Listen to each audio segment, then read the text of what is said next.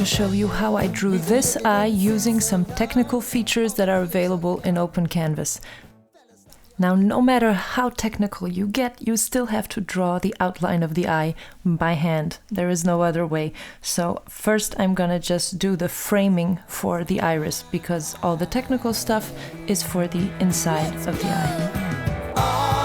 Sing your highline with the roller coaster of life. Yeah. It's time to all choose your timeline on the roller coaster of life. Okay, so now that we have this scary looking empty outline, we're going to do a selection with the round selection tool. So down here you can see that it's round. We hold shift so it makes a perfect circle, right? Like this. We move it up to about where we want it. We don't want this layers here to be touched. So we're just gonna go here. And this is going to be our iris selection. So now we take something like a blob pen, okay? And here, and what we want to do also to make this work is take the ruler and take the, and here I want to set it, right? So I want to set this to be exactly the same as the selection, right? So it doesn't differ one bit from it, like this. Okay, and now it is on. So now when we take the blob pen, for example, and we take this intense blue, but that's too small, bigger. Doesn't look like the blob pen to me. I want something, no, more this. Okay, bigger. Yeah, this is better. Something with texture, as usual with eyes, we always want a lot of texture, right? So the more you can make it textured, the better. And then something really light for the middle, like this, like that. We're gonna do this as well. Here you're gonna have circles, like basic circles that will help you draw. And then we're gonna make the pupil. So we're gonna get another layer and we're gonna make a separate selection. Also hold shift, drag it, well, about like that, and park it right in the middle. So you see the little X here, it's faint, but it's there. So you sort of park it in the middle around the X. Okay, and now we get black. Well, let's do this one as well, it might be nice. I don't absolutely believe that the iris always has to be dead black, you know. It's fun, more fun if it's a little bit not so dead black, but you know, choose as you wish. And so we go back to the layer with the iris, and here I'm gonna get rid of the pulling for the thing, and I'm gonna get fingertip just now. Wait, that's a little bit big. Let's make that fingertip smaller. This is too much effect. Less opacity and smaller. We'll see. That's too small. Right, this is just about the right size and right pull, right? And here you can just do it like that. This is better to do actually manually and then pull from the inside. Now it will not pull the black because the black is on a separate layer. Okay, like this. And now if you want something that's a little bit more symmetrical for it all, then you have the opportunity, you have the possibility, I would say, to have any brush do a radius drawing, right? So for example, if I want, I don't know what kind of brush I want here, just do that. Okay, so I have this stream brush. And if you take any brush and you duplicate it and you take another one and you go in on the settings on the little cogwheel, you can go down to symmetric drawing. And here, if you decide how many numbers, you can pull this or just dial in a number directly, and you click this little thing, symmetrical drawing, and that'll make a brush that has this sort of strange symbol at the beginning, and that means it draws symmetrically. So, and also I have to, because it just says center of canvas, and that's not what I want. I want specified position, right? Pick center, and I want to pick this, right? So this is going to be the center. And now when I draw with this brush, and you can just go in to the sides also, but it will draw, and that's a little bit that's a little bit extreme, but like this, you can just make it like that, and let's say we do some like this. So you can add some extra colors, and it'll, as you see, if I draw here, it draws the same thing in every one of those eighths. So that way you can quickly make like a, they call it mandala in Photoshop. I have no idea what that really is. And so this is your all the technical bits that are available. Now we're gonna get rid of this brush, and now I'm just gonna do some splashes, because I find that these splashes are really the best thing. Wait, hold on. And now we're gonna just go with the dark blue, make it very big, and make sure that the selection is on so it doesn't go outside, because otherwise you're gonna need to clean that up, right? You do some of these, and then I do even bigger, do some of, well, that's a little bit much maybe. What is that, a watercolor eye? Okay, like this.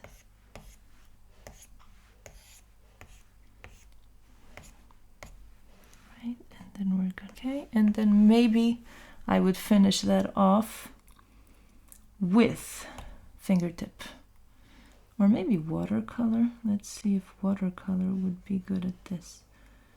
I mean, this is just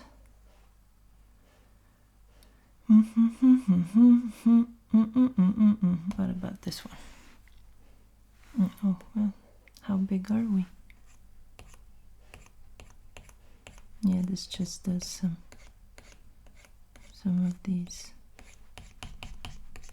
The fingertip is the one that really makes this look like an eye to my mind. This is the, it does the lines, it grabs onto all of these colors, and finally around the right and center of it, and we can do the ruler for this if we want to. So see this, right?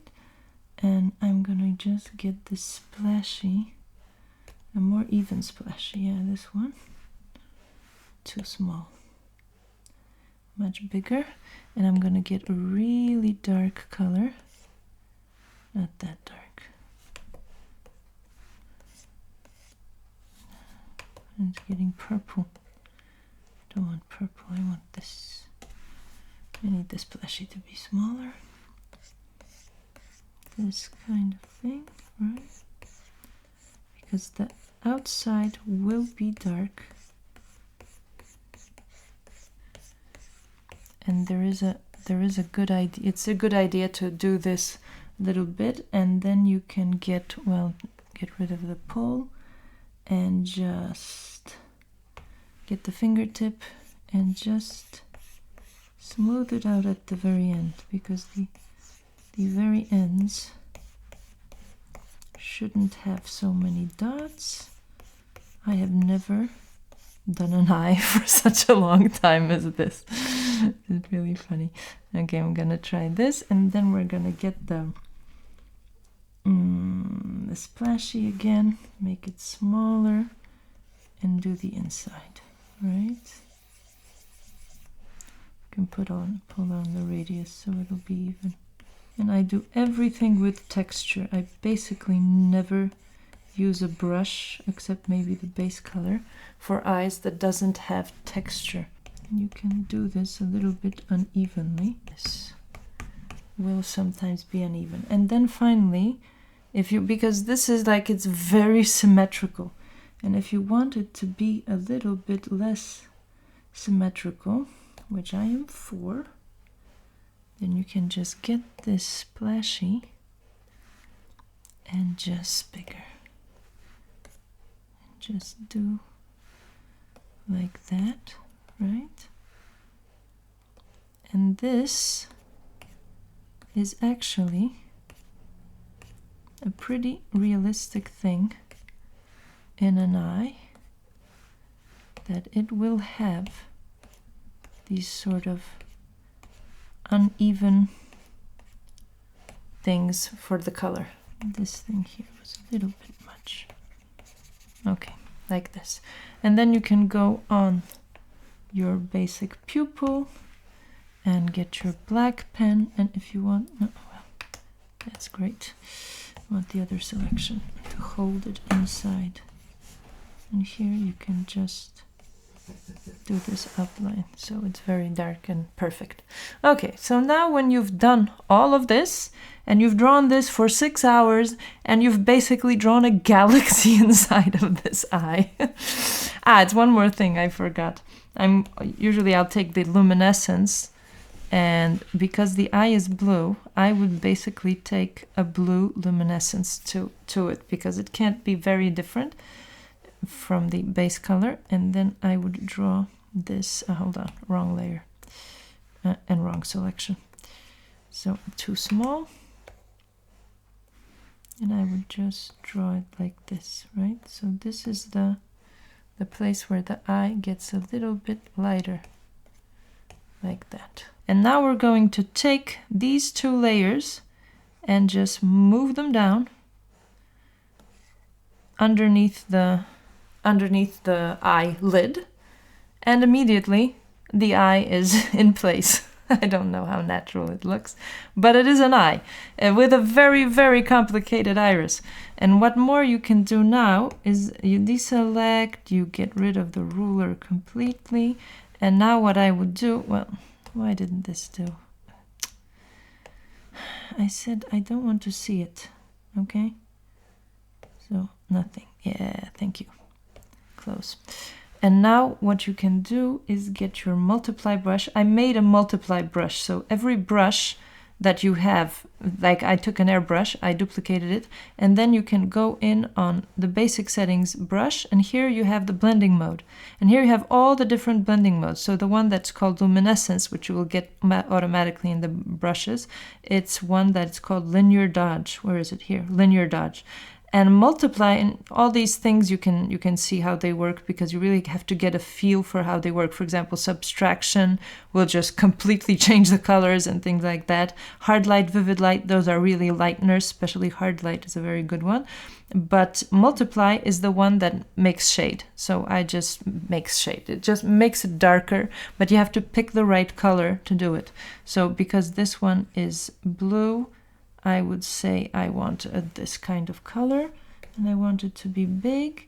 And then we can, why did I block all these layers? Because I did. Okay, let's unlock you.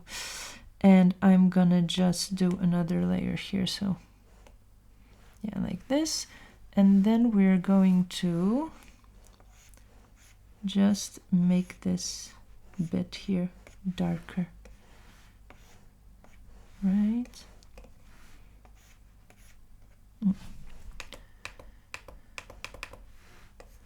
Just want this to be,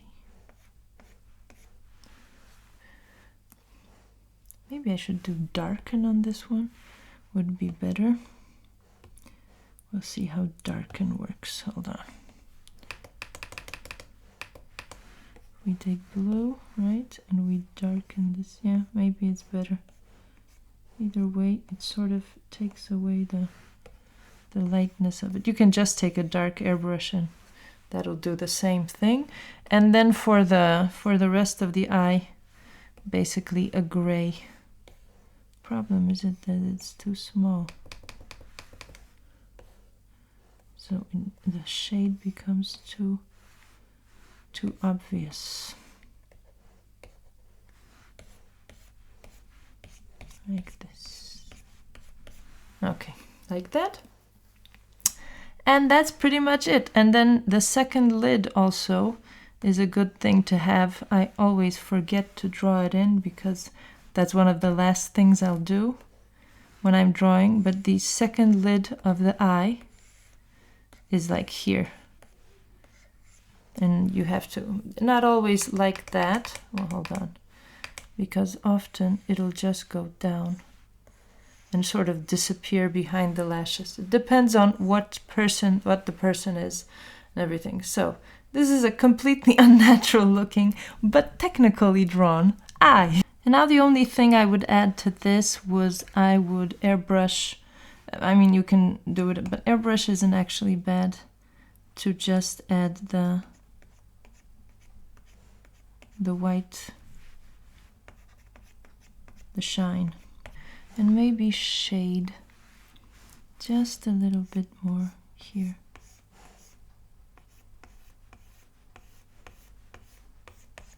Soften all this up, a little bit more opacity and a little bit darker, right?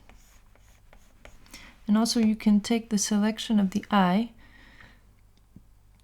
invert it like this, so you're gonna just be able to draw on the outside, and here you can take just a little bit of shade and actually run it around.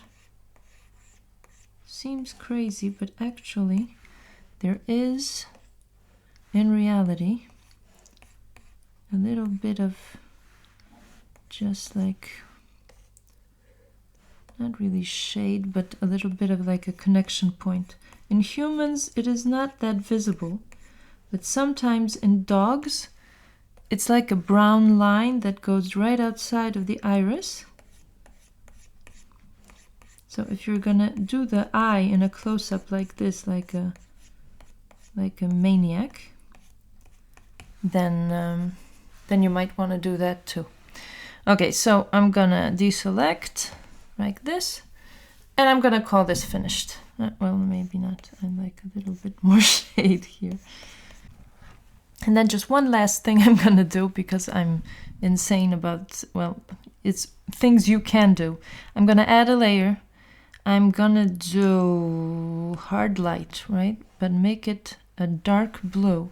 So, and this, because I want to add some more shadow, make the top of the iris darker. Like this, right? And that's how it would naturally be. And then I'm going to get another one and make it wait a minute, that was, which was that? Hard light. Well, hard light should actually work if I do this. Hold on. And then the bottom with a light hard light, right? So it's gonna give that effect of light at the bottom and dark at the top. Down in the description, I am adding links to an artist called Dsesame. I don't know how you say that. I think he's Korean. He draws these very technical, very high skill eyes. That's all he does, basically. So you can go check that out. And also, this video is like a part that I had to take out of my other video because it would be too long, about how to draw the shape of an eye, drawing eyes just the normal way without the technical stuff. So go check out that video also.